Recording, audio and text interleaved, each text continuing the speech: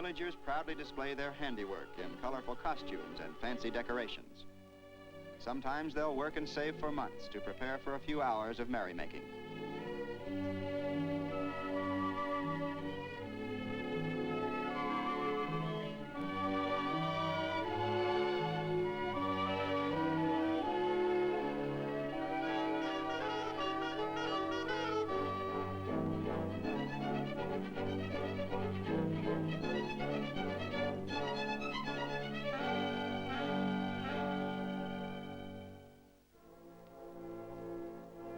In contrast to the sparkle and brilliance of the festive scenes, life in the hills has its solemn side too.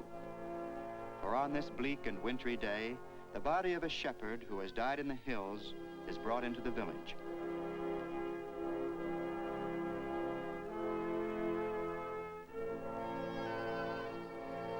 With heavy hearts, relatives follow at a respectful distance.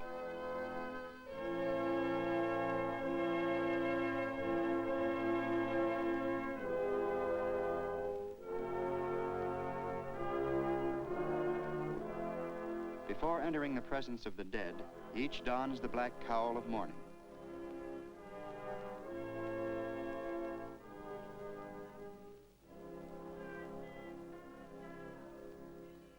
A small boy watches, but only from idle curiosity. To him, this scene involves neither sorrow nor pity.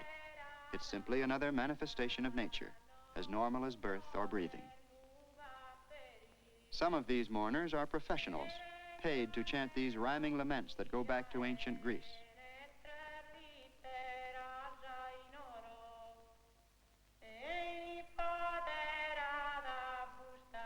In this classic ritual, the verses are committed to memory, and if one mourner forgets her part, another quickly takes over.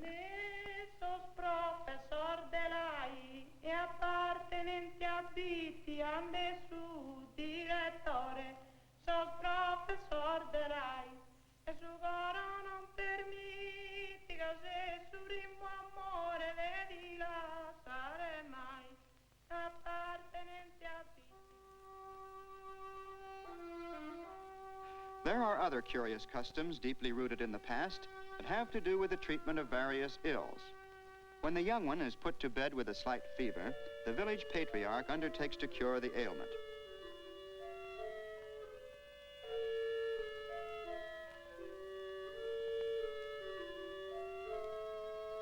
This time, the cure is to be produced through the magic of sparks struck from steel.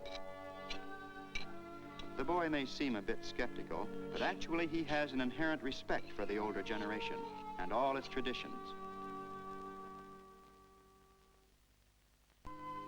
The origin of these peculiar rites is lost in antiquity, and even the old man can explain only how these things are done, but not why. Here's another and even stranger cure for an extremely rare ailment. It seems that if an owl flies over a child as he leaves the house at night, the child may not grow anymore. So to determine whether this tragedy has actually occurred, the child is measured. And if his reach exceeds his height, it's proof that the worst has happened. Steps must now be taken to counteract the evil influence of the owl. The ingredients for this process are the string with which he was measured, a lock of his hair, and a piece of his clothing.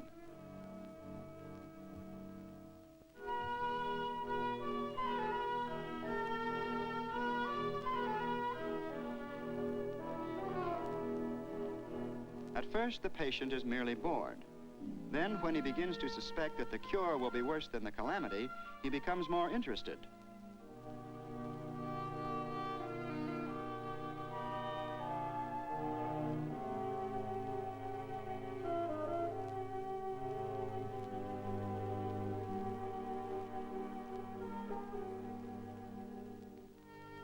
When all the important ingredients are reduced to ashes, they're mixed with black coffee and administered with the proper incantations.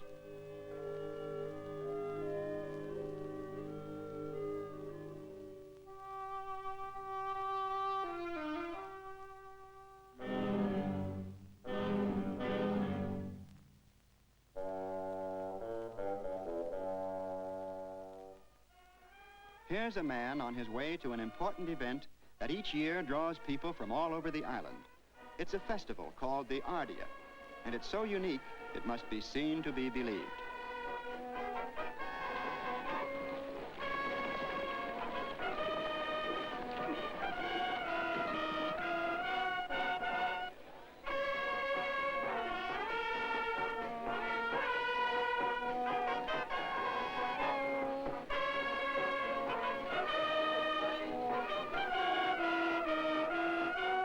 The Ardea is a reenactment of an incident involving a troop of Sardinian cavalry who rescued Constantine's banner in an ancient battle at the gates of Rome. In order to get a flying start, the horsemen will gather on a hill above the church, and all that follows will be highly symbolic. So, if you have difficulty following the details, remember there doesn't seem to be too much unity among the participants either. However, the program is supposed to go something like this. The men with the banners will try to escape from the men who are trying to take the banners from them. And when there they go.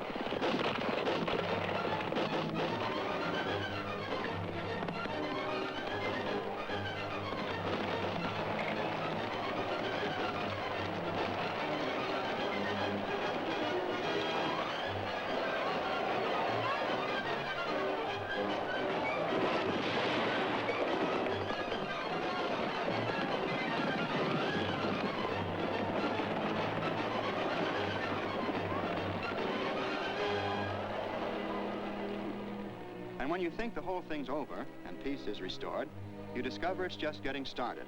They still have to ride 9 more times around the church. And here we go again.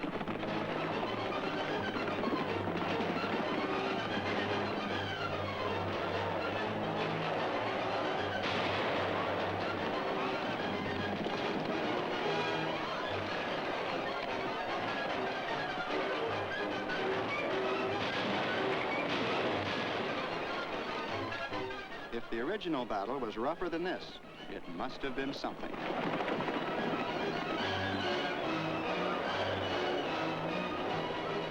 And so on into the night.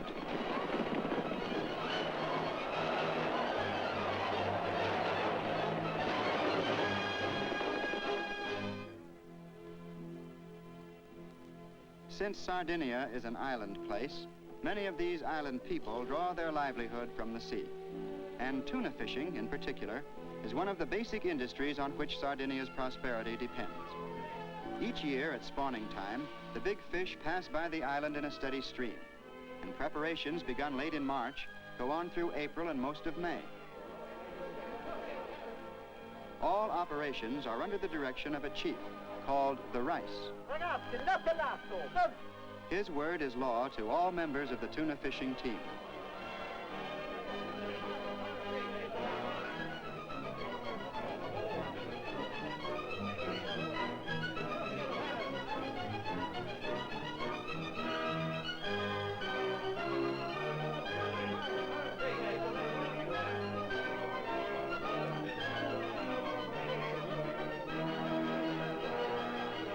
These nets seem hardly strong enough to hold a tuna, and they're not intended to.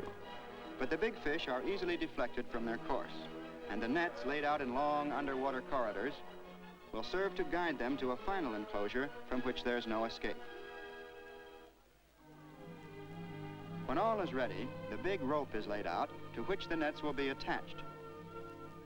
Everyone works early and late, and the Rice works hardest of all. For a successful catch depends entirely upon his judgment and ability.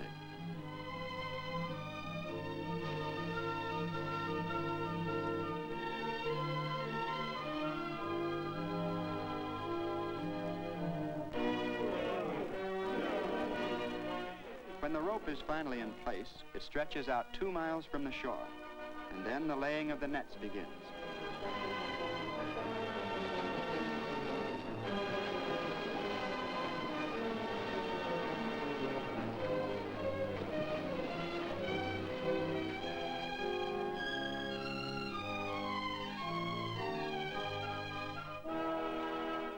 Everything is ready now, but on a final inspection tour, a swordfish is discovered, caught in the net.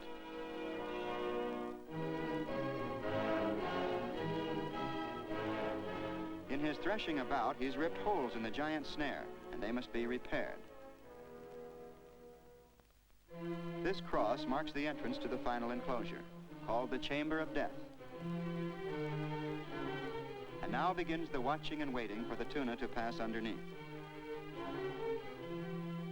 Lures are tossed to bring them closer to the surface. There's one.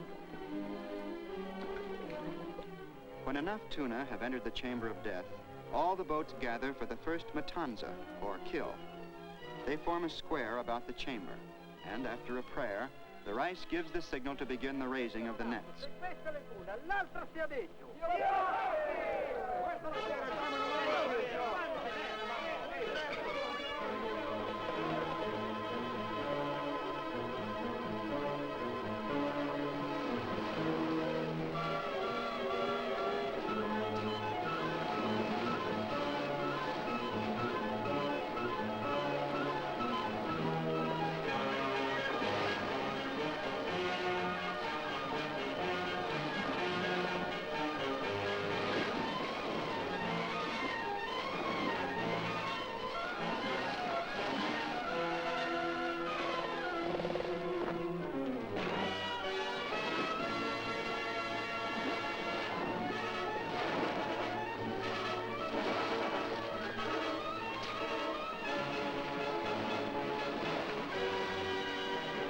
When it's time to begin the gaffing, the rice lays down his oar as the starting signal.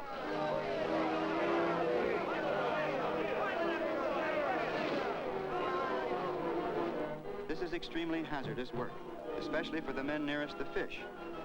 As they give the tuna a last thrust into the boat, they all plunge forward over the rail. This is to avoid the lash of the powerful tail that might break an arm or even a back.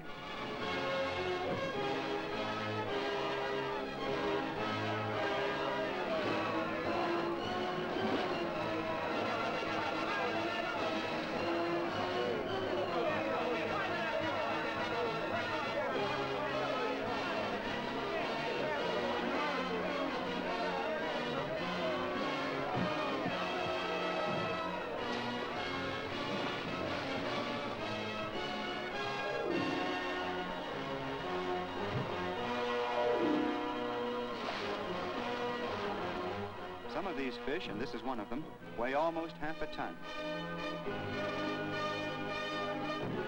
Sometimes the plunge forward is too enthusiastic, and if this fellow doesn't get out in a hurry, he could be in for some real trouble.